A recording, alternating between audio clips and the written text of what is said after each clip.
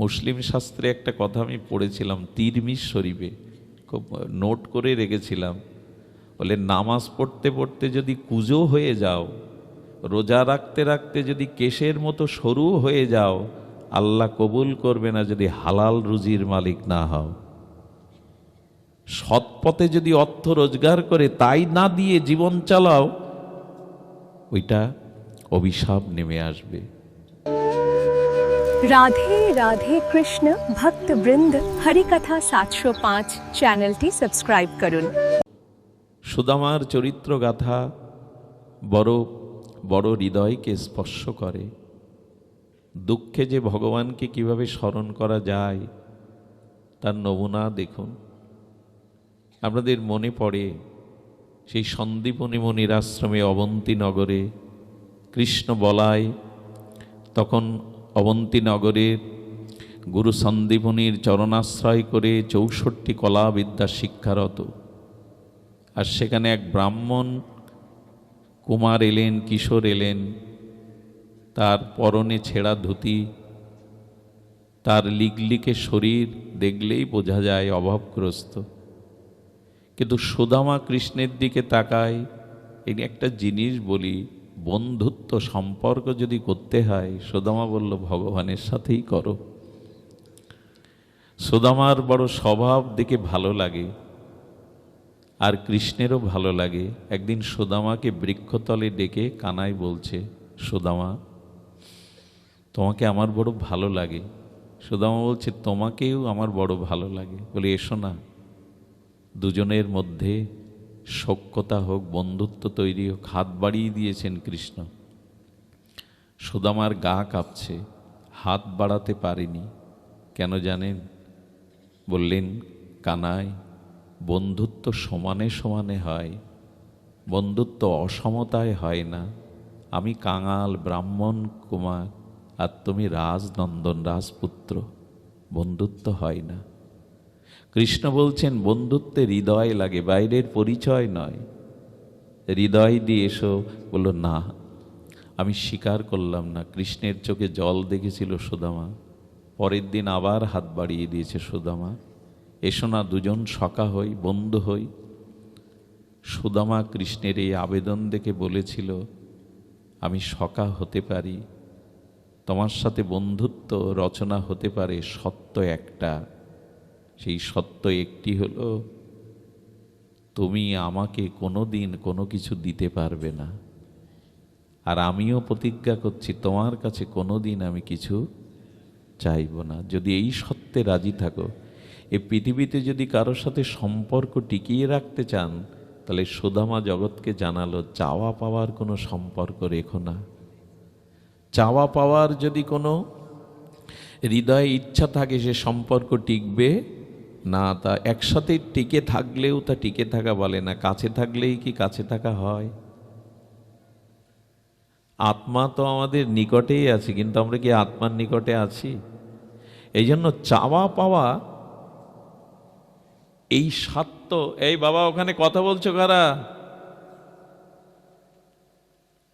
চাওয়া পাওয়া এই সত্য যেখানেই আছে, সেখানে ভালোবাসা রুগ্ন হয়, ভালোবাসা ছিন্ন হয়। এই জন্য এই জগতে যাকে ভালোবাসবেন, তবে এটা জগতে হয় না, কোনো না কোনো প্রত্যাশা ভেতরে থেকে যায়। কৃষ্ণ তখন বললেন, আমি রাজি আছি, কিন্তু তোমার সাথে সখ্যতা হারাতে রাজি নই। এভাবে 64 কলা বিদ্যা শেষে সুদামা ফিরে এসেছিলেন তার নিজ আলয়ে। সেখানে তিনি বিবাহ বন্ধনে আবদ্ধ হয়েছিলেন।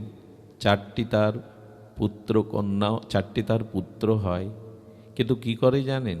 সেই ছোটবেলায় কৃষ্ণের চরণ, কৃষ্ণের বদন, কৃষ্ণের স্মরণ থেকে সংসারে তেমন আর কাজ করতে পারে না। ওই সবসময় কৃষ্ণকে স্মরণ করে, আর ভগবানকে স্মরণ করায় তার সংসারে দেখা দিল তীব্র অন্নাভাব, অর্থ অভাব।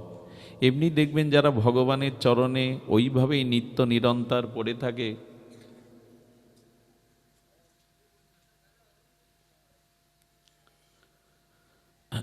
তাদের জাগতিক সম্পদ এই জগতে ভগবান থেকে বঞ্চিত রাখেন। তার কারণও আমরা পরে বলছি।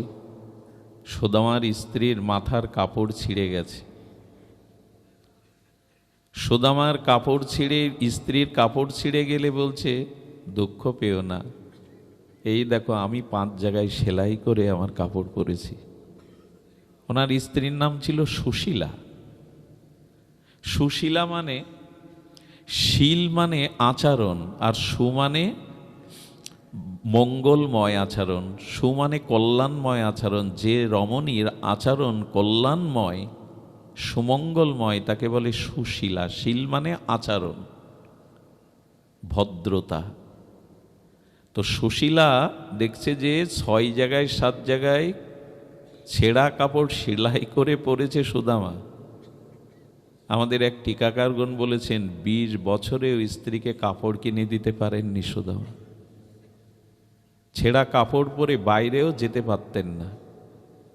যেদিন গৃহে হাঁড়ি জ্বলতো না, যেদিন সন্তানকে খেতে দিতে পারত না, খুব মনোকষ্টে স্বামীর পাশে এসে বসতেন সুশীলা, নীরবে চোখের জল ফেলতেন। আর সুদামা তখন বলছেন, সুশীলা, আমার বন্ধু কৃষ্ণের বাল্যবেলায় আমাদের কথা শুনবে না? বাল্যবেলায় আমাদের লীলা শুনবে না? আমি আপনাদের বিশেষ করে মনোযোগ দিতে বলছি, কারো দুঃখ যদি ভোলাতে চান তার সামনে কৃষ্ণ কথা বলবেন, ভগবানের কথা বলবেন। কারো দুঃখের যদি মোচন করতে চান, এছাড়া অন্য কোনো, ওই যে বললাম মহৌষধি নেই, অমৃত নেই। দুঃখ ভুলবার একমাত্র হলো হরি কথামৃত। সুদামা তো ভক্ত, স্ত্রীকে বলছে, জানো আমার বাল্যবন্ধু কৃষ্ণের কানাইয়ের কথা যদি শোনো তোমার আর দুঃখ, শোনো না। বলছে, বলো। তখন বলছে, জানো ও আমাকে কেমন ভালোবাসে। যেদিন গুরুদেব কোনো প্রশ্ন জিজ্ঞাসা করতেন, আমি উত্তর দিতে না পারলে সেই উত্তরটা কৃষ্ণের কাছে জানতে চাইলেই তার উত্তর জানা থাকলেও সে বলতো, আমি জানি না। আমি যে উত্তরটা দিতে পারতাম না, গুরুদেব আমাকে প্রহার করত, আমাকে মারবে গুরুদেব, আমি পারিনি উত্তর দিতে। তাই কৃষ্ণ ইচ্ছা করে উত্তর জানলেও উত্তর না দিয়ে সেও সেদিন আমার সাথে সমব্যথী হয়ে গুরুদেবের মার খেত। কথাটা একবার ভাবুন তো, ভগবানের কিছু অজানা? কিন্তু সুদামা উত্তর দিতে পারিনি বিধায় সুদামাকে প্রহার করছে গুরুদেব। আমি ওর বন্ধু, তো ওর ব্যথা আমার ব্যথা, তাই নিজেও উত্তরটা দিতেন না।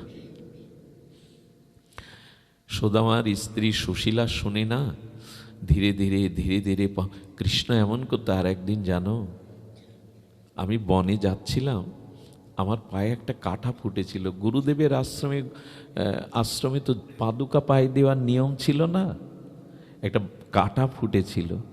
আমি যন্ত্রণায় যখন কাতর হলাম, কৃষ্ণ বহু চেষ্টা করে নখ দিয়ে তুলতে ব্যর্থ হলে বললে, একটু দাঁড়াতো গাছের তলে।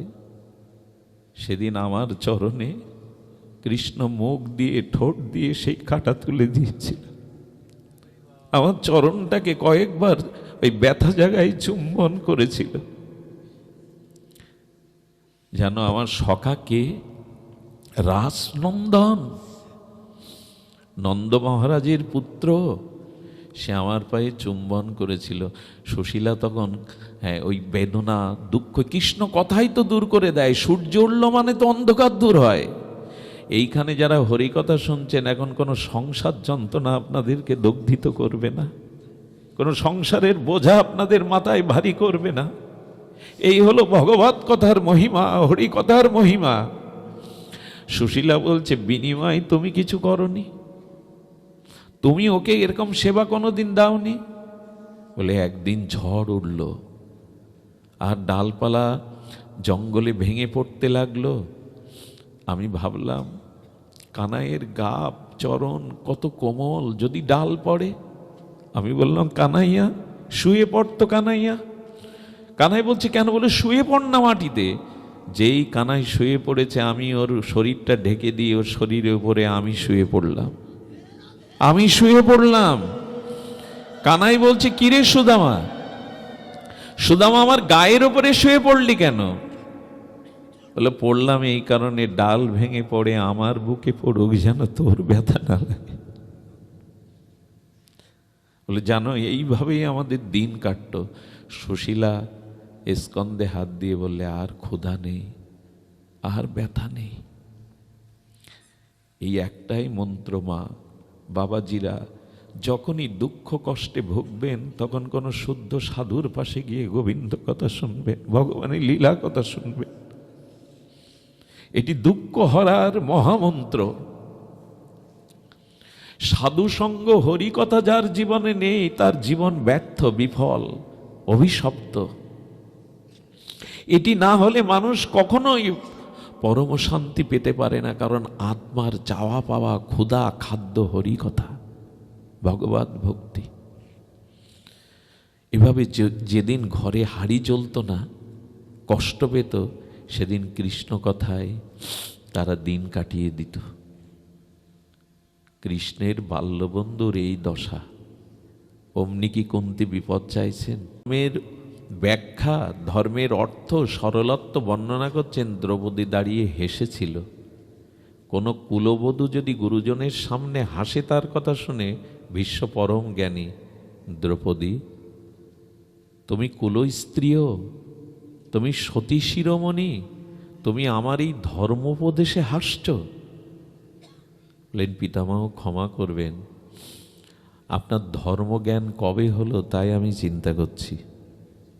আপনার ধর্মবুদ্ধির কবে উদয় হলো? আপনি তো ধর্মোপদেশ দিতে পারেন না। এই কথাগুলো খুব মূল্যবান। ভীষ্মকেই বলছে, যার উপদেশ কৃষ্ণ দাঁড়িয়ে শুনছেন। দ্রৌপদী বললেন, মনে পড়ে এই অবলা সেই দুঃশাসনের বাহুবলে যেদিন আমার বস্ত্র টানছিল, আমি কারো দিকে না চেয়ে চেয়েছিলাম আপনার দিকে। আপনি সূর্যের গতিরোধ করতে পারেন পিতামহ। আমার আর্তনাদ, আমার ক্রন্দন এক কুলবধূ সতীর লজ্জা নিবারণের ক্ষমতা থাকতেও আপনি ভূমিকা রাখেননি। আপনি ধর্মকে লঙ্ঘন হতে দেখেছেন, তাই আপনার মুখে ধর্মোপদেশ মানায় না। ভীষ্মদেব চোখে জল এলো। ঠিকই বলেছ দ্রৌপদী, ধর্মোপদেশ মানায় না। তবে এখন কেন দিচ্ছি জানো? এখন ধর্মের উপদেশ কেন? এ দেখুন, উচিত কার মুখে হরি কথা শোনা, কে হরি কথার যোগ্য, ধর্ম উপদেশ কে দিতে পারে?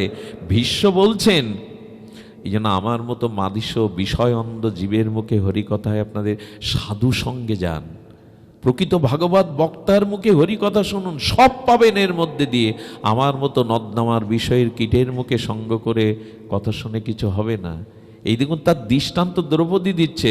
বলেন, দ্রৌপদী সেদিন আমি কেন নীরব ছিলাম জানো? আমার বুদ্ধি ভ্রষ্ট হয়ে গেছিল। বলে, পিতামহ আপনার বুদ্ধি ভ্রষ্ট হয়? বলে, হয়। কেন জানো? আমি পাপীর অন্ন খেয়েছিলাম, এই জন্য আমার বুদ্ধি কাজ করেনি। অনুরোধ করব, সবখানে খাওয়া যাবে না, সবার তা পাওয়া যাবে না। এই যে সাধুরা বলে, এর কিছু কারণ আছে। ভীষ্মের মতো গঙ্গাপুত্র দেবব্রত দুর্যোধনের পাপের অন্ন খেয়ে তার ধর্মবুদ্ধি লোপ পেয়েছিল। নাহলে দ্রৌপদীর অপমান তিনি বসে বসে দেখেন। যার অন্ন খেতে হয় তার কাছে এই জন্য যেখানে সেখানে পাওয়া না উচিত নয়। অন্ন থেকেই বৃত্তি আসে। এ কথা আবার অন্যরকম ব্যাখ্যা করবে কেউ, কিন্তু ভীষ্মদেব বলছেন, সেদিন দুর্যোধনের পাপের অন্ন খেয়ে আমার বিবেক চেতনা লুপ্ত হয়েছিল। বলে, আজকে কি জেগেছে? কি মার্মিক কথা। বলে, হ্যাঁ, সেই পাপের অন্ন খেয়ে যে রক্ত তৈরি হয়েছিল আমার শরীরে, তা বেরিয়ে গেছে। কি করে জানো? অর্জুন আমার গায়ে যে তীর বিদ্ধ করেছে না, তীরের শয্যার ওপর শুয়ে, সেই পাপ থেকে যেগুলো রক্ত তৈরি হয়েছিল, ওগুলো তীরের আঘাতে সেই পাপের রক্ত চলে গেছে। এখন যেটুকু আছে সেটুকু আমার মা বাবার দেওয়া। এই জন্য এখন আমি ধর্ম উপদেশ করছি।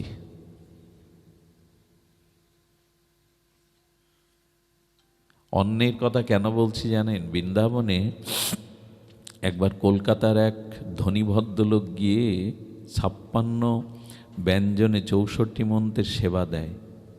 আজকাল তো প্রায় 64 মন্ত্রের ভোগ হয় চারিদিকে। ওই ভোগের পরে একজন বাবাজি ছিলেন, পাশে বসে বসে কুটিয়ায় ভজন করতেন, কারো কাছে যেতেন না, মাধুকরী পেতেন। সন্ধ্যার পরে 2টো রুটি ব্রজবাসীদের দুয়ারে সবজি ভিক্ষা করে জীবন ধারণ করতেন। এখন ওই 64 মন্ত্রের ভোগ হয়েছে, তাই কিছু প্রসাদ ওই মন্দিরের সেবায় তোনার জন্য একটা পাত্রে করে এনেছেন, কলা পাতায়। বাবা যদি একটু স্বীকার করতেন, বলেন ওইখানে টানিয়ে রাখো, ওই থলে মতো একটা প্যাকেট মতো আছে, টানিয়ে রাখো, আমি নাম সমাপ্ত হলে পাবো। নাম সমাপ্ত হওয়ার যখন প্রসাদের কথা মনে পড়েছে, দেখে ওর থেকে বিন্দু বিন্দু রক্ত পড়ছে। কি পড়ছে? প্রসাদ থেকে রক্ত পড়ে, টাটকা রক্ত। উনি পাশে গিয়ে সঙ্গে সঙ্গে ওটা দেখে ওই মন্দিরের পূজারীকে আহ্বান করলেন, আজকের এই সেবাটা কে দিয়েছে, এর খরচটা কে দিয়েছে? বললেন কলকাতা থেকে এক ভদ্রলোক এসেছেন, তিনি ধনী, অনেক দান ধ্যান করেছেন, এই সমস্ত অন্নের আয়োজন তিনি করেছেন। বলে উনি যদি থাকেন আমার এখানে একান্ত একটু ডেকে দাও। কুঠিয়ায় দরজা দিয়ে বললেন, সাধুর কাছে মিথ্যা বলতে নেই, ডাক্তারের কাছে রোগ লোকাতে নাই, আমি তোমার একটা পথ করে দিতে পারি বাবা। সর্বস্ব ছেড়ে বসেছি জীবের কল্যাণের জন্য। তুমি বলো তো এই অর্থটা তুমি কোথা থেকে পেয়েছো, যেটা আজকে এই ভোগ দিলে, বৈষ্ণব সেবা দিলে? বলি এই কথা কেন জিজ্ঞাসা করছেন? বলো জিজ্ঞাসা করছি এই অর্থটা তুমি সৎপথে রোজগার করনি। সাধুর চরণে পড়ে বললেন, 2 বন্ধু শেয়ারে ব্যবসা করতে গিয়ে যখন লাভ হয় বহু টাকা, আমি বন্ধুকে হোটেলের খাদ্যের সাথে বিষ খাইয়ে মেরে সমুদ্রে ভাসিয়ে দিয়েছিলাম। তার সেই অর্থগুলো আত্মসাৎ করার পরে বিবেক কেমন দংশন করছিল, তাই বৃন্দাবনে এসে এই সেবা দিলাম। বললেন আমি কেন বুঝলাম, শোনো, তোমার ওই প্রসাদটা খুলে দেখো, ওখানে রক্ত পড়ছে। রাধারানী ওনাকে ওটা পাওয়াবে না, ওরা ভজন করছে তো, সবখানে পাওয়া যায়। এই জন্য শ্রাদ্ধ অন্ন খেতে পরমহংস রামকৃষ্ণ সহ অনেক মহাপুরুষ বলেছেন, শ্রাদ্ধের অন্ন তার দায়ভার নিতে হয় অন্ন পেলে। এই কথাগুলো আমরা এখন মানি না। যদি ভগবানকে নিবেদন করে প্রসাদ দেয়া হয় সেটি পেতে পারেন, কিন্তু শ্রাদ্ধ অন্ন সকলের পাওয়া উচিত নয়। এই কথাগুলো আমরা বারবার বলে যাই, কিন্তু সমাজ ব্যবস্থা এমন জায়গায় দাঁড়িয়েছে। শুনেছি গ্রামের লোক ওই দিয়ে খেতে না দিলে নাকি তাকে একঘরে করা হয়। আমার বাবা মা মরে গেল, তাদের আত্মকল্যাণে আমি সাত্ত্বিক শাস্ত্রীয়ভাবে কিছু করতে পারবো না। তবে সমাজের পরিবর্তন হতে সময় লাগবে, হচ্ছে অনেকটা, কিছুই যে হচ্ছে না তা নয়। বৃন্দাবনে এক সাধু, একবার তার সংযম নষ্ট হয়ে যায়, ব্রহ্মচর্য নষ্ট হয়। খোঁজ করে দেখা গেল এক পতিতা মন্দিরে টাকা দান করেছিল, সেই টাকাতে অন্নভোগ হয়, তাতে তার ব্রহ্মচর্য নষ্ট হয়ে গেছিল। রাত্রে উনি পরস্ত্রীর স্বপ্ন দেখছেন, এগুলো কোনো খোঁজ করে দেখলেন ওই অন্নটা একটা পতিতা দান করে গিয়েছিল। এই জন্য অন্নের বেলায় একটু সতর্ক থাকার কথা বলেছে। আমরা বলছিলাম সুদামার কথা, কেন বললাম জানেন? এই যে কুন্তী দেবীর উপদেশ, সুদামার উপদেশ, এরা সাধারণ, এরা ভগবানের পরিকর, এদের কথাগুলি অন্তত মানুন। আর সুদামা কি করে খুব ধ্যান দিয়ে শুনুন। সুদামা 5 বাড়িতে ভিক্ষা করে। কয় বাড়িতে? অতিরিক্ত নেয় না। এখন কোনোদিন পায়, তখন তো অভাবের সময়, কোনোদিন পায় কোনোদিন পায় না। পৃথিবীতে সব থেকে শুদ্ধ অন্ন কোনটা বলুন তো? ভিক্ষার অন্ন।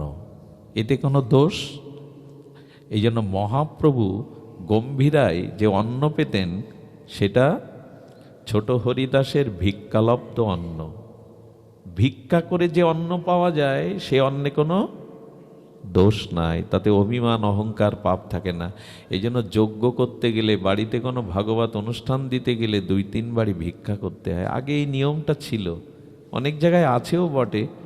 কাঙাল হয়ে ভিখারির ন্যায় ভিক্ষে করে ওই অন্ন দিতে হয়, এটা শুদ্ধ হয়। এই জন্য সন্ন্যাসী ওই যে যাচিয়া মাগিয়া করো উদর পূরণ, মহাপ্রভু বলেছেন তার ভক্তদের, যাচিয়া মাগিয়া করো উদর পূরণ, যাও ব্রজবাসীদের দুয়ারে ভিক্ষা করে পাও। ওই ওই প্রসাদে দোষ নাই, বরঞ্চ পরমতা আছে।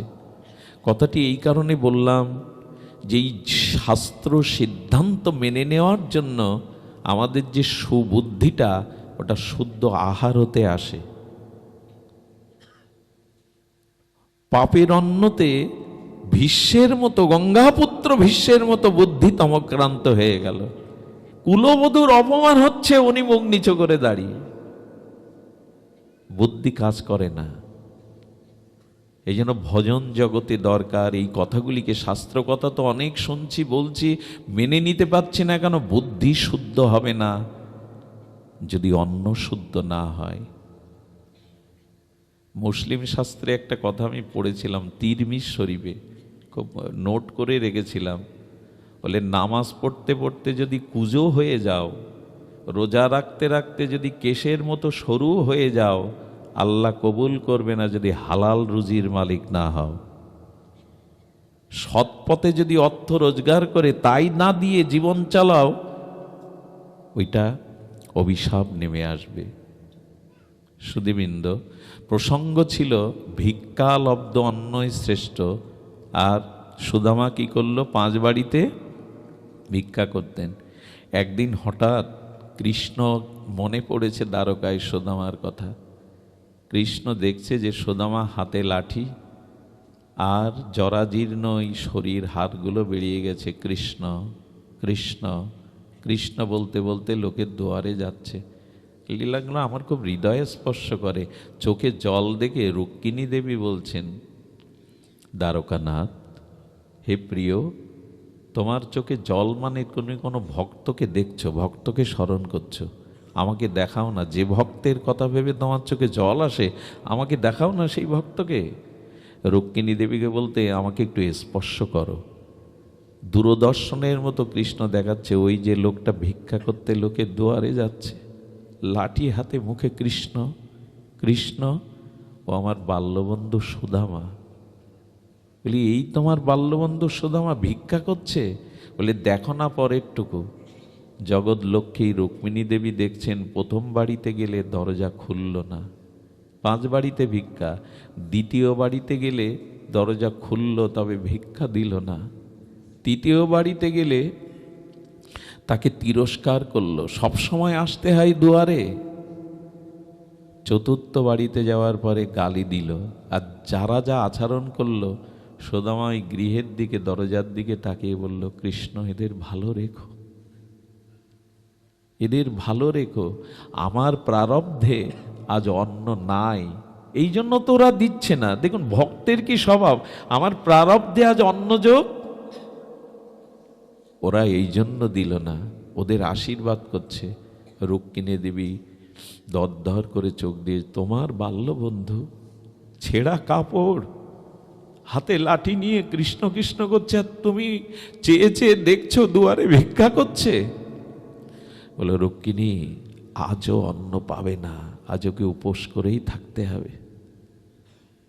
রুক্মিণী দেবী বললেন, আমি আর সহ্য করতে পারছি না প্রাণনাথ, তোমার বাল্যবন্ধুকে এভাবে ভিক্ষায় দেখে তুমি মেনে নিতে পারছো? বলে, তুমি তো জগৎ লক্ষ্মী, তুমি পারো, দেখো তুমি কিছু করতে পারো কিনা। রুক্মিণী দেবী হৃদয়ে দয়া এলো। 5ম দুয়ারে সেও ফিরিয়ে দিতে যখন বলবে, রুক্মিণী দেবী দূর থেকে তার হৃদয়ে করুণা সৃষ্টি করলেন। সেই গৃহী দরজা খুলেই মা বললেন, দিতে যাবে না, কিন্তু রুক্মিণী দেবীর অলক্ষ্যে তার কৃপায় বলল, বাবা দারুণ একটু পরমান্ন আছে, নিয়ে যান। সেই বিষ্ণু নিবেদিত পরমান্ন একটা পাতাতে করে যখন দিয়েছে, বাটির মতো করে, আশীর্বাদ করে চলে যেতে যেতে রাজার সেনারা ওই পথ দিয়ে ঘোড়ায় সাওয়ার করে যাচ্ছিল। কৃষ্ণ কৃষ্ণ বলতে বলতে যেতে গিয়ে ঘোড়ার যেতে যেতে আঘাত লেগে সুদামাও পড়ে গেল, পরমান্নটাও পড়ে গেল। ওই যে সুদামা তখন চিৎকার করে উঠেছে, প্রাণনাথ, বলল, তোমাকে বললাম না আজ ওর কপালে অন্নযোগ নাই। কুকুর এসে সেই পরমান্নটা পাচ্ছে, আর সুদামা কি করেছে জানেন? হাত জোড় করে দ্বারকার দিকে তাকিয়ে বলছে, ধন্য তুমি হে সখা, হে বান্ধব, ধন্য তুমি, তোমার কত করুণা। আচ্ছা, ওই সন্তানগুলো না খেয়ে আছে, ওদের মুখেই পরমান্ন প্রসাদটা দিতে পারতো, কুকুর খাচ্ছে, তাদের ধন্যবাদ দিচ্ছে কেন কৃষ্ণরে? ধন্যবাদ দিচ্ছে এই কারণে, আমার কপালে আমার সন্তানদের আজ প্রারব্ধে অন্নযোগ নাই, কিন্তু আমার দ্বারা বয়ে এনে একটা ক্ষুধার্ত প্রাণীর তুমি সেবা করবার সুযোগ দিলে কানাই। এই অন্নটা ওরই প্রারব্ধ, এই জন্য ও পাচ্ছে, কিন্তু মাঝখানে আমাকে সেবার সুযোগটা তুমি। ভক্তের ভাবনাটা দেখুন তো। সুদামা ব্যর্থ মনোরথ হয়ে ফিরে গেলে 4টে সন্তান ঘিরে ধরেছে, বাবা কিছু আনোনি, ক্ষুধার জ্বালা তো সহ্য করতে পারছি না। সুশীলা তাদের ডেকে নিয়ে বলল, আজ কিছু পাওনি? বলল, না, আজকে সেবা করিয়েছে আমার দ্বারা। তুমি এক কাজ করো, তুমি জল আনো তো, জলে তুলসী পাতা দিয়ে বলে এটা পেয়ে নাও কৃষ্ণ নাম করতে করতে। রুক্মিণী দেবী বললেন, প্রাণনাথ, এমন করে আর তাকে কষ্ট দিও না। কৃষ্ণ কি বললেন জানেন? ও বন্ধুত্ব করার সময় প্রতিজ্ঞা করেই নিয়েছিল, ও আমার কাছে কিছু চাইবে না, আমি ওকে কিছু দেব না। সুশীলা সুদামাকে নিয়ে, 4টে সন্তানকে নিয়ে এই সংসার। কৃষ্ণ একদিন কি করলেন জানেন? এই দেখুন, রুক্মিণী দেবীর কথায় কৃষ্ণ একদিন ভিখারির রূপ নিয়ে এলেন। আহা, ভিখারির রূপ নিয়ে এসে সুদামার বাড়িতেই এসে বলছেন, ভিক্ষাং দেহি। সুশীলা দরজা খুলে দেখে ভিখারি দুয়ারে দাঁড়িয়ে। সুশীলা ঘরের মধ্যে গিয়ে কেঁদে নিল, কারণ এক টুকরো রুটি, এক মুঠো অন্ন তো তার গৃহে নাই। সুশীলার দিকে চেয়ে কৃষ্ণ চোখের জল আটকাতে পারছেন, আর ভিক্ষাং দেহি, কিছু দাও। এর থেকে কষ্ট সুশীলার মতো কোন রমণীর আছে? দুয়ারে ভগবান ভিক্ষার ঝুলি নিয়ে দাঁড়িয়েছে, ভিক্ষাং দেহি। কোনো কথা না বলে চোখের জল ফেললে বলছেন, ওমা, না বলছেন, আপনি কাঁদছেন কেন বৌঠান, কাঁদছেন কেন? বলে, আপনাকে দেওয়ার মতো কিছু নেই। বলল, আমাকে তো একটু বসতে বলতে পারো, একটা নিবেদন করি, যদি কখনো কোনো অতিথি সাধু ভিখারি কাঙাল আসে, তিরস্কার করবেন না। কেন জানেন? আপনার হাতটা আজ উপরে আর ওর হাতটা নিচে। ভগবান বললেন, কাঙাল দুঃখীকে ফিরিও না, কারণ আগামী জন্মে এই দৃশ্য উল্টে যেতে পারে, তুমি ওর জায়গায়, ও তোমার জায়গায় যেতে পারে। ও তোমার কল্যাণের জন্য, এই জন্য বলে দরিদ্র নারায়ণ। দরিদ্র নারায়ণ কেন জানেন? আমার দুয়ারে এসছে, কিছু দিলে আগামী জন্মে আমাকেও দেবে ভগবান, ফুরাবে না। যে দিতে পারে সেই পায়।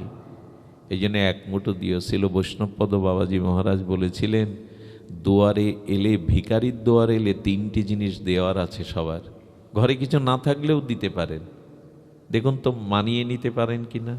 একটি হলো বসবার একটা আসন, ছেঁড়া হোক মলিন হোক আসন। দ্বিতীয়ত একটু মিষ্টি কথা। তৃতীয়ত 1 গ্লাস জল। আছে না?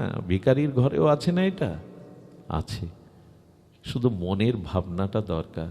কাকে ফেরাচ্ছেন আপনি? কাকে তিরস্কার করছেন? আগামী জন্মে হয়তো ভগবান বলেছিলেন, যাদের অর্থবিত্ত হয়েছে কর্মফলে, অথচ দ্বিজ সাধু দিন দুঃখী মানুষের বিপদে আপদে দুঃখে অন্ন কষ্টে দান করে না, নিশ্চিত তাকে আগামী জন্মে ওরকম হাত পাততে হবে। দিয়ে দেখেছিল ভগবান, কাজে লাগায়নি। এই অনুষ্ঠানে যারা বৈষ্ণব সেবার আনুকূল্য নিচ্ছেন, এরা ধন্য। এর মধ্যে এমন একজন শুদ্ধ ভক্ত আপনার এক মুঠো অন্ন পেয়ে যে আশীর্বাদ করবে, তাতে অনন্তকাল আপনার অন্ন কষ্ট আর থাকবে না। দিতে হয়, দিতে হয়। সুশীলার কাপড় ছেঁড়া মাথার কাছে, আর একটু বসতে দিয়ে জল এনে দিয়েছে, এক গ্লাস শীতল জল। জল পেয়ে গোবিন্দর ভিখারি বলছে, আচ্ছা বৌঠান, আমি জানি সুদামার বন্ধু দ্বারকাধীশ কৃষ্ণ, তা কৃষ্ণ যার বন্ধু, দ্বারকার রাজা যিনি, তো তার কাছে যাই না সুদামা? ভক্ত ভুলে থাকলেও ভগবান ভক্তকে ভোলে না। ওইটা মনে করিয়ে দিতে এসছে, বৌঠান আমি শুনেছি সুদামা বিপ্রের বন্ধু বাল্য সখা কৃষ্ণ, তো কৃষ্ণের বাল্য সখার এই দশা কেন? সে কি ভুলে গেছে? বললো বলে যায়নি। তখন সুশীলার মনে পড়েছে, তাই তো অনেক দিন ভুলেছিলাম। হ্যাঁ, উনি মনে করিয়ে দিলেন, বলে একবার তার কাছে গেলে তো হয়, তাকে একটু খবর দিলে হয়। আহা, ভিখারি রূপে এসে আজ মনে করিয়ে দিচ্ছে, তার কাছে একটু জানালে হয়, তার কাছে একটু গেলে হয়, তাকে একটু ডাকলে তো হয়। তুমি এক কাজ করবে বৌঠান, আজকে সুদামা এলে তাকে মনে করিয়ে দেবে, তার বাল্যবন্ধু যে দ্বারকাধীশ তাকে একবার মনে করিয়ে দেবে, তার কাছে পাঠাবে। তো কখন এসেছে জানেন? যখন সুদামা গৃহে নাই। ভক্তের জন্য কৃষ্ণরূপে আসলে কি তার কথা মানবে? কৃষ্ণরূপে আসলে তাকে দাঁড়াতে দেবে? এই কথা শুনবে? শুনবে না। ভিখারি রূপে এসেছেন, সে বৌঠান একবার মনে করিয়ে দিও, একবার মনে করিয়ে দিও যে তার বাল্যবন্ধু সুদামা দ্বারকাধীশ। একথা বলার পরে বলল, হ্যাঁ আমি তাকে মাঝে মাঝে বলি, কিন্তু আজ আসলে জোর করেই বলবো। হ্যাঁ, তাকে পাঠাবে। ভগবান ভিখারি রূপে অন্তর্ধান হলেন, জায়গাটা যেন পরম দিব্য গন্ধে ভরে গেল। সুদামা গিরিয়ে আসার পরে রাত্রে বলছে, ওগো তুমি একবার যাবে না? তোমার সখার কাছে একবার যাবে না? বলে, আমি বুঝতে পেরেছি অভাব মেনে নিতে পারছ না, তো কষ্ট হচ্ছে, তাই কিছু পাওয়ার আশায় পাঠাচ্ছ। কি উত্তর দেবে বলেন? সুশীলা তখন দেখুন, বুদ্ধিমতী বা সহধর্মিণী স্ত্রীর মহিমা দেখুন। বলল, না গো, তার কাছে কিছু চাইতে হবে না। আচ্ছা তুমি সত্যি করে বলো তো, আমার মাথায় হাত দিয়ে, তাকে দেখতে ইচ্ছে করে না তোমার? কোন শিশুকালে গলাগলি করেছ, খেলা করেছ, এই যেই বলেছে তাকে দেখতে ইচ্ছা করে না? সুশীলাকে জড়িয়ে ধরেছে। সুশীলা বড় স্বাদ হয় জানো, ওকে যে একবার দেখেছে সে নয়নে তার অন্য রূপ আর ভালো লাগে না। কতকাল তাকে দেখিনি, বড় ইচ্ছা। এইখানে এই সুশীলা কৌশলে বলেছে, আমি তোমাকে যেতে বলছি কি কিছু পাওয়ার আশায়? যাও, তোমার কত কষ্টে আছো, একবার তাকে দেখে এসো, যাও তাকে দেখে এসো। বলে, ঠিকই বলেছো, কতকাল দেখিনি, কালকে সকালেই যাব। কিন্তু না, কয়েকটা জায়গায় খালি হাতে যেতে নেই। আপনাদেরও বলি, রাজদর্শনে খালি হাতে যাবেন না, যখন রাজাকে দেখতে যাবেন। আর সাধু দর্শনে খালি হাতে যেতে নেই। কোনো সাধু বা গুরুদেবকে দেখতে গেলে একটা মালা, দুটো তুলসী পাতা, একটা ফুল, একটা ফল, একটা হরিতকি, অথবা 10টা টাকা প্রণামী, কোনো না কোনো কিছু গুরু দর্শনে, সাধু দর্শনে দিতে হয়। আর শিশু দর্শনে খালি হাতে যেতে নেই। শিশুরা কিছু পেলে আনন্দিত হয়। এরকম কয়েকটা জায়গা আছে যেখানে খালি হাতে যেতে নেই। সুদামা বললেন, সুশীলা, বন্ধুর কাছে যেতে গেলে তো কিছু নিয়ে যেতে হয়, আমার তো কোনো সম্বলই নাই। বললো, ভেবো না, ভেবো না, আমি ব্রাহ্মণ পল্লী থেকে কিছু চিড়ে ভিক্ষা করে তোমার আঁচলে বেঁধে দেব, উনি তো জানেন সব, তুমি নিয়ে যেও। সুশীলা তিলক করে স্নান করিয়ে আর সাজিয়ে দিয়েছে, আঁচলে বেঁধে দিয়েছে চিপিটক সেই চিড়ে, 3 মুড়ি, কেউ বলে চাউল, কেউ বা চিড়ে। এটা নিয়ে যেতে যেতে খালি পায়ে চলছে সুদামা। খালি পায়ে যেতে যেতে কাঁটা বিদীর্ণ হয়েছে পায়ে। যখন কাঁটা ফুটে গেছে, বৃক্ষতলে বসার সাথে সাথে কৃষ্ণের পায়ে সেই কাটার বিদীর্ণ যন্ত্রণা। রুক্মিণী দেবী দেখছেন কৃষ্ণ চরণ পাততে পারছে না। কি হলো তোমার চরণে? তাড়াতাড়ি দেখে ওখানে বিষাক্ত কাটা বিদীর্ণ হলে যেমন কালো হয়ে যায়, রুক্মিণী দেবী প্রলেপ দিতে লাগলেন। রুক্মিণী দেবীর সন্দেহ হলো, এই রাজ মেঝেতে, চকচকে মেঝেতে কাটা কোথায় কোথায় এলো? এখানে তো কাটা নেই। রুক্মিণী দেবী বলছেন, তুমি সত্য করে বলো, এই আঘাত কোথা থেকে লাগলো? সুদামা, আমি প্রতিজ্ঞা করেছিলাম, ভক্ত আমার প্রাণ, আমার ভক্তের কোনো আঘাত আগে আমার কাছে চলে আসে। আমার সুদামার কাটা এটা হয়েছিল। ভরত যেদিন রামকে আনতে যায় না চিত্রকূটে, ভরতের পায়ে কাটা ফুটেছিল, কিন্তু ব্যথা অনুভব করেছিল রামের পায়ে। হরিদাসকের বেত্রাঘাতের চিহ্নটা, ব্যথাটা মহাপ্রভু নিজে অঙ্গে নিয়েছিলেন। একটা কথা বলি, ব্যথা কিন্তু কেউ নিতে, এ জগতে এমন কেউ নেই, পিতা মাতা বলুন, স্ত্রী পুত্র বন্ধু বলুন, ব্যথা কেউ নিতে পারে না। ব্যথা নিতে পারে একমাত্র ভগবান। ব্যথা নেওয়ার মতো একমাত্র তিনি আছেন। ব্যথা আপনার চোখের জল, আপনার দুঃখে অন্যের উপহাসের কারণ হয়, জানেন, অন্যের সুখের কারণ হয়। ব্যথা একমাত্র ভগবান নিতে পারে। এই দেখুন তার প্রমাণ। রুক্মিণী দেবী রাজভোগ রান্না করে শ্রীকৃষ্ণের সামনে দিয়েছেন দ্বারকাধীশের। এক এক করে থালাগুলো ফিরিয়ে দিয়ে কৃষ্ণ না খেয়েই বসে আছেন। বলে, আমাদের সেবায় আজ ত্রুটি হয়েছে প্রাণনাথ, কোনো কিছুই মুখে দিচ্ছেন না। বলল, জানো, আমার ভক্ত সেবা না করলে আমি সেবা করতে পারি না। সুদামা গাছের তলে বসে কিছুই তো সে মুখে দেয়নি, আমার জন্য দুটো চিড়ে আনছে, কিন্তু ক্ষুধায় সে চিড়ের দিকেও তাকায়নি। আমার ভক্ত যদি না পায়, আমি পাই না। এই জন্য জানেন, ভগবানের সেবা বড় না, ভক্ত সেবায়। যেখানে ভক্ত সেবা নেই, ওখানে ভগবান সেবা নেনই না। আমার যে পূজা করে, আমার যে সম্মান করে, আমার যে সেবা করে, সে আমার ভক্ত নয়। যে আমার ভক্তের সম্মান করে, সেবা করে, সেই আমার ভক্ত। উনি প্রসাদ পাননি। তবে আমরা মাঝে মাঝে একটু এই লীলা বলতে গিয়ে অতিরিক্ত করে বসি। সুদামা দুয়ারে এলে দুয়ারীরা ধাক্কা দিয়ে ফেলেছিল, এরকম না। কারণ সুদামাকে ধাক্কা দেবে কে? আর কৃষ্ণের দুয়ারে যারা দাঁড়িয়ে, তারা কি কোনো কাঙালকে ধাক্কা দিতে পারে? আমরা লীলাকে আরো আরো মজাবার জন্য মাঝে মাঝে এসব তৈরি করে বলি, যে ধাক্কা দিল ভিখারি দেখে কৃষ্ণের দুয়ারে যারা দ্বারপাল, তারা কি সাধারণ? ভগবানের দুয়ারে দুয়ারীরা কোনো ভিখারি কাঙালকে ধাক্কা দিয়ে ফেলে দিতে পারে? তবে গিয়ে বলেছিল, তোমাদের দ্বারকাধীশকে বলো তার বাল্যবন্ধু সুদামা এসেছে। বিশ্বাস করুন, সুদামার কথা শুনে কৃষ্ণ জীবনে, কারণ কৃষ্ণ তখন দ্বারকাধীশ, রাজার একটা আত্মমর্যাদা আছে, উনি ধীর পায়ে চলেন। কিন্তু যেই সুদামা দুয়ারে এসেছে, কানে কথাটা দুয়ারে গিয়ে বলেছে, প্রভু আপনার বাল্যবন্ধু সুদামা দুয়ারে, কৃষ্ণ দৌড়াচ্ছে। রুক্মিণী, সত্যভামা, মন্ত্রী পরিষদগণ বলছেন, কৃষ্ণ কখনো এত ব্যাকুল হয়নি। স্বয়ং ভগবান আজ কার জন্য এত ব্যাকুল? ভক্তের জন্যই তো তার ব্যাকুলতা। দৌড়ে এসে বুকে জড়িয়ে নিলেন। এর পরের দৃশ্যগুলো একটু যদি কল্পনা তুলিতে আঁকিয়ে দেখতে পারেন, এদের মিলন। আস্তে আস্তে সুদামার হাত ধরে কি করেছে জানেন? সিংহাসনে বসিয়ে রুক্মিণী দেবীকে পাদ্যর্ঘ্য আনতে বললেন।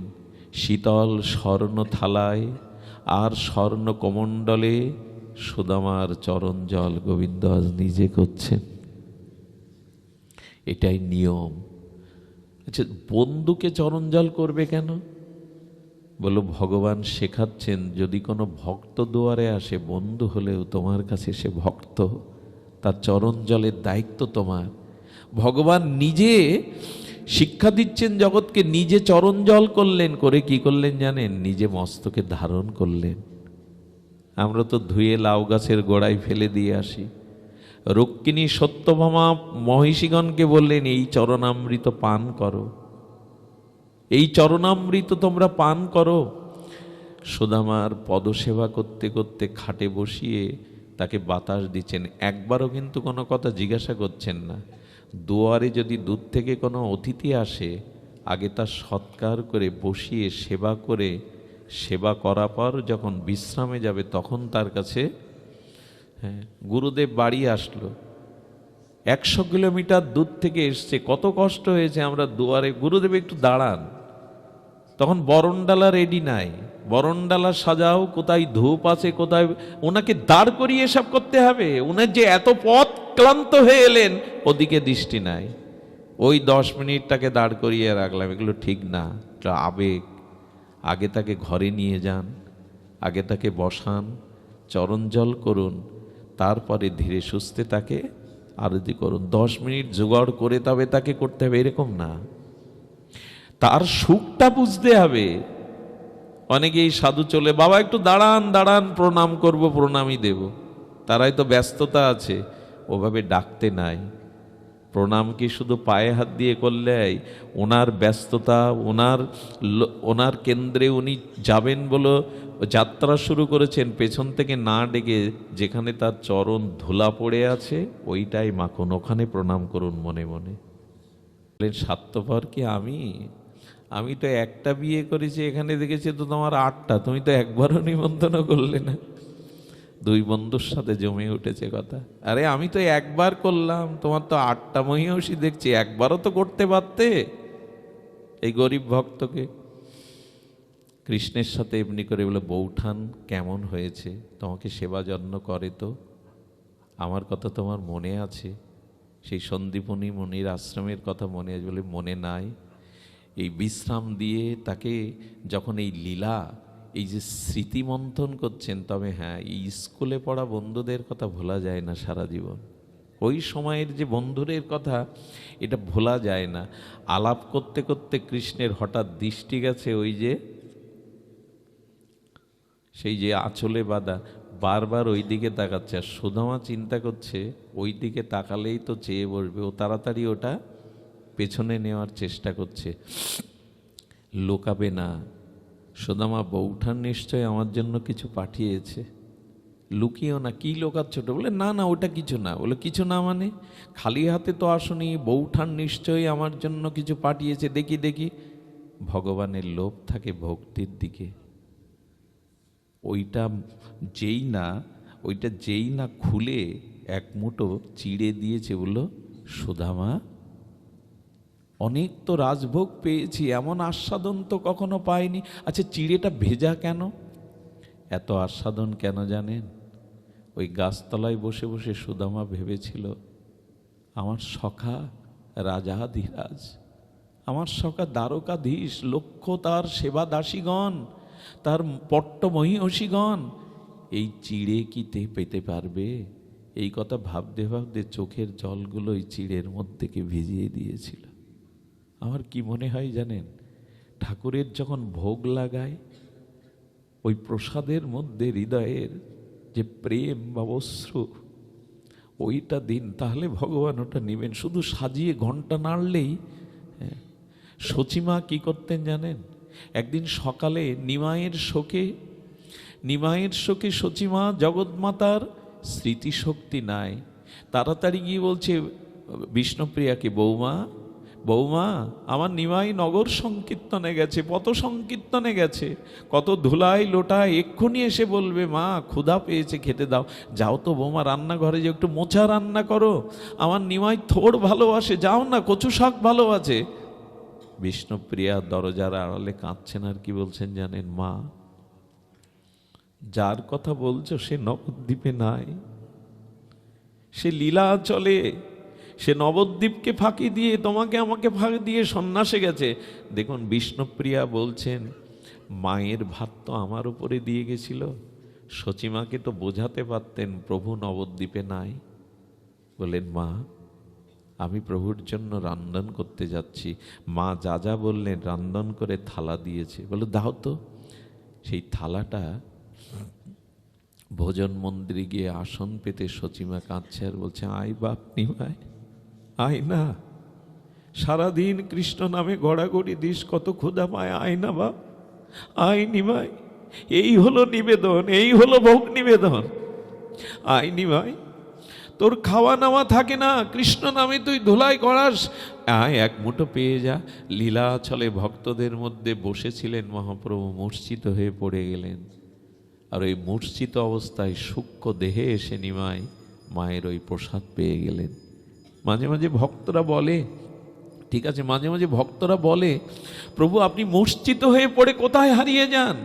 বলে সচিমা যতবার আমায় ডাকে ততবার তার প্রসাদ পেতে চলে যায়। 4টে জায়গায় মহাপ্রভু সবসময় থাকেন, সচির রন্দনে, নিত্যানন্দ নর্তনে, রাঘব ভবনে আর শিবাস অঙ্গনে। এই 4টি জায়গায় মহাপ্রভু সর্বক্ষণ থাকেন। এই জন্য সচিমার রন্দন, সচিমার ভোগ নিবেদন, এই আত্মনিবেদন। সুদামার সেই চিড়ে যেই মুখে দিয়েছে সুদামা, ওই যে চোখের জল পড়েছিল, তো প্রেমাশ্রু পড়েছিল, প্রেম মাখানো চিপিটক আজ জগৎগুরু আচার্য পেয়ে পরমানন্দে বিভোর হয়ে গেলেন। আর সেই চিড়ে ভেজানো বারবার বাধা দিচ্ছিল, সুদামা পেও না, পেও না কানাই, পেও না, ওটা পাওয়ার যোগ্য নয়। পরম আনন্দে বলেছিল, সুদামা জেনে রাখো, আগামী কলিযুগে আমার প্রধান মহাপ্রসাদ হবে এই চিড়া। একটু চোখের জলে যারা একটু চিড়া, একটু গুড় দিয়ে, আচ্ছা এত পাত্র থাকতে মালসাই দিতে হবে ভগবানকে ভোগ। মহাপ্রভু কাঙালের ঠাকুর কেন জানেন? আমরা এতদিন জানতাম সোনার থালে, রূপার থালে, নাহলে পাথরের থালায়, কাঁসার থালায়, কিন্তু যার নেই সে কি করবে? এই জন্য কাঙাল গৌরহরি বললেন, একটা মাটির পাত্র কিনে এক মুঠো চিড়ে, একটু গুড়, একটু চোখের জলে ভিজিয়ে দিয়ে, ওটা আমার প্রসাদ না, আমি মহাপ্রসাদ হিসাবে গ্রহণ করব। উনি কাঙালের, দ্রব্যের কাঙাল নয় ভগবান, উনি ভাবের কাঙাল। তাই ঘরে সামর্থ্য না থাকলে চিড়ে দিন, কিন্তু প্রেম মিশিয়ে দিন, চোখের জল মিশিয়ে দিন। আজ সুদামার চোখের জলে ভেজা প্রেমশ্রু মিশ্রিত চিপিটক পেয়ে পরমানন্দ পেলেন। 2 দিনের মধ্যে 1 দিনও জিজ্ঞাসা করেননি সংসারে অভাব কিনা। আর উনিও দেখুন বন্ধুত্ব কাকে বলে। একবারের জন্য নিজের অভাবনের কথা জানায়নি। আমি বিশ্রাম করব যে কথা বলে, চিরস্মরণীয় কথা। সুদামা বিদায় নেবে, কৃষ্ণের চোখে জল, রুক্মিণী সত্যভামাও তাদের চোখে জল। সুদামা যেখানে দাঁড়ায় এমন ভক্ত, সেখানে তো শুদ্ধতা, পবিত্রতা, আনন্দের বন্যা বয়ে যায়। সুদামাকে সকালে বিদায় দিচ্ছে, পিছে কৃষ্ণ, সুদামা আগে। হঠাৎ করে উদ্ধব মহারাজ এসে বলছেন, বাসুদেব, হে বাসুদেব ভগবান, তোমার বন্ধু খালি পায়ে এসেছিল, এখনো দেখছি খালি পায়ে যাচ্ছে, একটা পাদুকা দিতে পারোনি? খালি পায়ে এই ব্রাহ্মণ এসেছিল, তুমি তাকে একটা পাদুকা দিতে পারোনি? আচ্ছা কেমন তুমি বাসুদেব কৃষ্ণ, একটা রথে তো তাকে পৌঁছে দিতে পারতে, এতটা পথ খালি পায়ে রৌদ্রে হেঁটে যাবে। কৃষ্ণ উদ্ধবের হাত জড়িয়ে ধরে কাঁদছেন, চোখের জল বাধা মানছে না। আমি সারা রাত ঘুমাইনি, আমি সারা রাত ভেবেছিলাম একটা রথে করে সুদামাকে পৌঁছে দেব, আমি ওর পায়ে একটা পাদুকা পরিয়ে দেব, কিন্তু ইচ্ছা করে দেইনি। উদ্ধব বুদ্ধি সত্ত্বম বলছে, কেন দাওনি? যে কথা বলেছিলেন এ কথা বিস্ময়কর কথা, এ কথা মণিরত্ন মালা করে কণ্ঠে বাঁধানোর কেন দেইনি জানো? আমি ভাগবতে নিখিল শাস্ত্রে বলেছি, আমার ভক্তের চরণ ধুলি যেখানে পড়ে না, সে মাটি পবিত্র হয় না, সে মাটি ধাম হয় না, শুদ্ধ হয় না।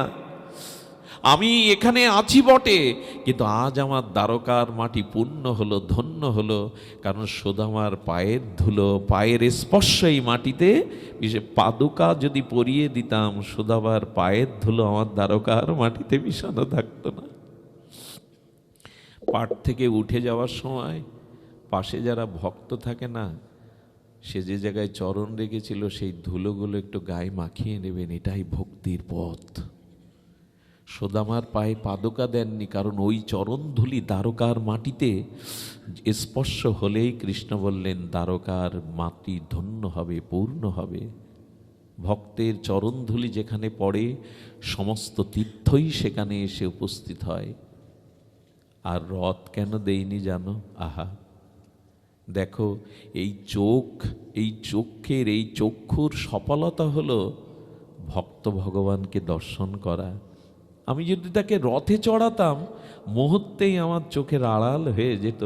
তাই এই চোখটাকে ধন্য করার জন্য আমি তাকে রথে চড়াইনি। যতদূর সুদামা হেঁটে যাবে আমার নয়ন যেন সুদামাকে দেখতে থাকে, আমার নয়ন যেন সুদামাকে দেখতে থাকে, যেন আমার নয়ন তাকে হারিয়ে না ফেলে। কি অভূতপূর্ব, অশ্রুতপূর্ব ভগবানের এই অনুভব আমরা করি তো। সুধীজন, এমনি করে সুদামা বিদায় নিয়ে আমি বিশ্রামে আসি। আপনারা জানেন, আসার আগেই গোবিন্দ তাকে দ্বিতীয় দ্বারকা করে ঐশ্বর্য করে দিল। হঠাৎ সুদামা নিজের গ্রামে এসে দেখছে, আমি কি তবে দ্বারকায় আছি? এত পথ হেঁটে এলাম, এটা তো দ্বারকা। সামনে যারা দুয়ারপাল ছিল তারা এসে প্রণাম করছে, আসুন আসুন। বলে, তোমরা কি আমাকে ঠাট্টা করছো? হ্যাঁ, তোমরা আমাকে বললো, না আপনিই তো আমাদের প্রভু। ভেতরে দেখছে সুশীলা রাজরানীর মতো সেজেছে, রাজরানীর মতো সেজে বরণডালা নিয়ে অপেক্ষা করছে। বললো, তোমাকে এই পোশাক কে দিল? এই রাজপ্রাসাদ কার? এটা তো দ্বারকার। বলে, তুমি আসার আগেই তোমার বন্ধু উপহার পাঠিয়েছে তোমার জন্য।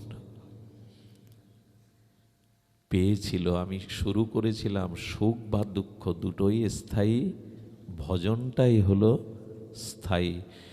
সুদামা পেয়েছিল বটে, গোবিন্দের প্রসাদ মনে করে, তবু চিরদিন তিনি ওই নাম, ওই ভিক্ষা, ওই ভজনেই ছিলেন আভিজাত্য। তার ঐশ্বর্য তাকে কৃষ্ণ ভুলিয়ে দিতে পারেনি। সংকেত কি? ধন ঐশ্বর্য যতই হোক, ভগবানের ভজন ভুলে যাবেন না। দিয়েছে কিন্তু সেই কাঙালের মতো ভজনই করে গেছেন সুদামা চিরদিন। তাই সুখে বা দুঃখে থাকো, সদা হরি বলে ডাকো। সুখ দুঃখ আসবেই, তরঙ্গায়িত দ্বন্দ্ব ধর্ম আসবে, কিন্তু দুটোকেই গুরুত্ব না দিয়ে সব অবস্থাতেই ভগবানের ভজনকে গুরুত্ব দিন। এটাই ছিল প্রতিপাদ্য বিষয় বলবার, এটাই ছিল আমাদের আস্বাদনের বিষয়। তাই বিপদ সন্তনা সশস্ত্র যত যত্র গুরু ভবত দর্শনং যত সাধ পূর্ণ দর্শনম। যেন সর্বদা সুখ দুঃখের মধ্যে আমি দুঃখকেই বেছে নিই, যাতে তোমার ভজন হয়, তোমার কথা মনে পড়ে। আজ এইটুকুই, আমরা সুখে দুঃখের মধ্যে যেন ভগবানকে ভুলে না যায়, তার স্মরণকে, তার মননকে ভুলে না যায়। আগামী দিনগুলোতেও আমাদের ভালো ভালো আলোচকরা আসবেন, প্রবক্তারা আসবেন। আপনাদের উপস্থিতি আমি চণ্ডীপুরবাসীর থেকে নিবেদন করছি, একটা হাত জোড় করে নিবেদন করি, একটু প্রাণের আশীর্বাদ করবেন। যারা এই অনুষ্ঠানগুলো সহযোগিতা করছে, নির্বিঘ্নে যেন গৌর গোবিন্দ এই আরাধনাময় অনুষ্ঠান সুসম্পন্ন হয়। সবাই এগিয়ে আসবেন। আমাদের দাদাজিকে, সবির দাদাজিকে বলবো যেন আমাদের মধ্যে ভুল বোঝাবুঝিটা না আসে। গ্রামের সবাইকে নিয়ে, সবাইকে একসাথে করে যেন এই যজ্ঞটা সুসম্পন্ন হয়। আমাদের মাঝে কত বিদগ্ধ জনরা এসছে, সবার নাম বলে আমি তাদের ধন্যবাদ দিয়ে সময় নষ্ট করব না। কিন্তু এখন কীর্তন, আমাদের লিটনদা তো কীর্তন করে, আর লিটন